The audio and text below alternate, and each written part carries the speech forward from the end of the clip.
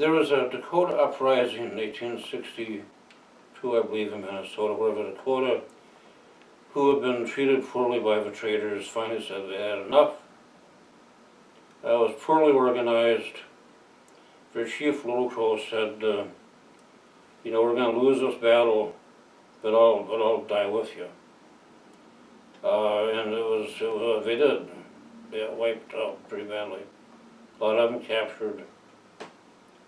Terrible stories about how many were going to get hung. They were going to hang all 300 and some of the warriors.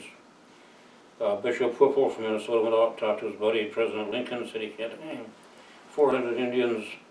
And Lincoln said, I got hang 40, you pick them. And so Whipple had to come back and pick the 40 that were going to get hung. 2 of them got away, ran away, so he could only hang 38, which they did. But after that, the Dakota people, Governor Sibley pushed them out of Minnesota and up into Canada. Yeah, it wasn't until the Battle of Wounded Knee 20 years later that the final battles were fought in this fight. The police are out of Minnesota. And he said, don't ever come back. Of course they did. A woman came back, we know her name was Tail Feather Woman, Turkey Tail Feather Woman came back.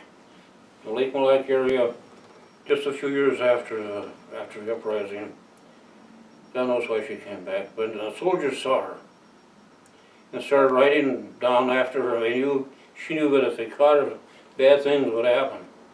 And so she dove in the water of Lake Mille Lacs and breathed through the lily pad stem for 4 days and 4 nights and hid for soldiers.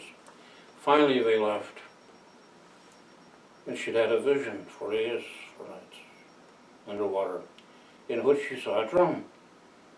Kentucky, the Great Mystery, had showed her this drum and told her to have it built.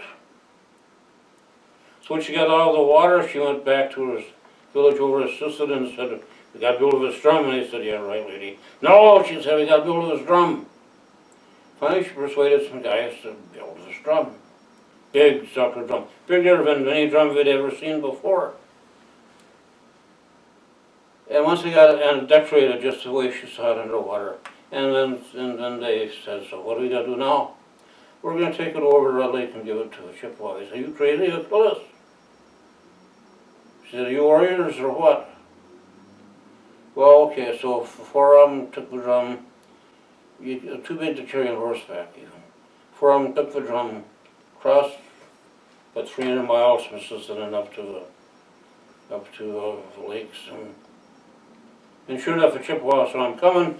100 of them come out, warriors on horseback, surround them and say, you know, they see this woman and these 3 Dakota warriors, and they say, before we kill you, what's with the drum? They say. She says, we're going to dance. And after we dance, you can kill us if you want to. But I want us to dance together. They say, sure. You know, it's 100 to 4. Why not?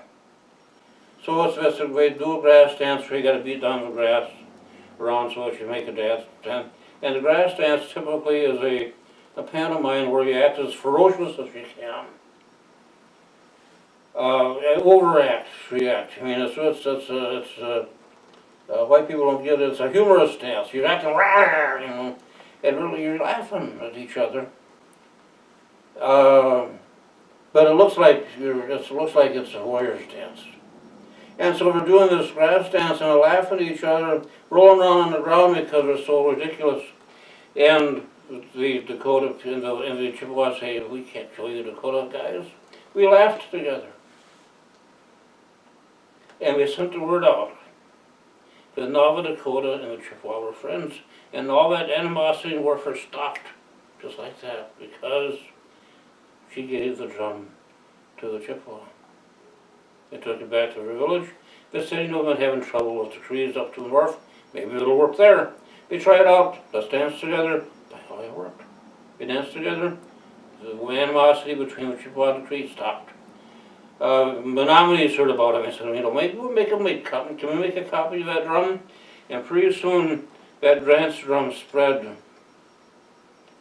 and people started getting together and doing dancing. Before that, tribes danced within their tribe. They didn't try to dance with other people from other tribes. They danced within their tribe. All they're dancing together. Tribes are dancing with tribes. Now, what happens to you at a powwow? There's the grand entry.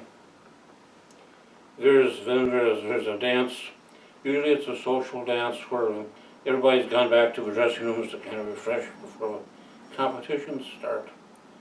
And maybe the social dance was not until the fourth dance, but in the social dance, the guys can dance with the girls. You don't need a flute anymore. Heck with that. There's where the girls are, these powwows. And the flute disappeared from, almost totally disappeared from Indian culture.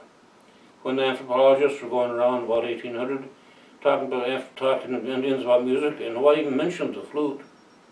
That was a forgotten instrument because the guys didn't need it to get the girls anymore. They go to powwows, that's where they were. Now, the flute has made a renaissance. It's come back as a, not as recording instrument so much as a meditation instrument. You get these things in all sizes and all shapes, but because of the cleverness of some folks, they can all be played in the same way. I can play a tune on this thing, and I can duplicate it on a larger flute with the same fingerings pretty much. And the flute has become really not just an instrument of love, which it still is, but an instrument of meditation, of peacefulness, of community. You can buy an Indian flute in almost any country in the world. This flute has traveled, made more friends for America than just about anything else we could ever have done. The Indian flute, you go to Europe, people are raised about playing Indian music on the flute, on the Indian flute, which up until maybe 30 years ago was almost a forgotten instrument.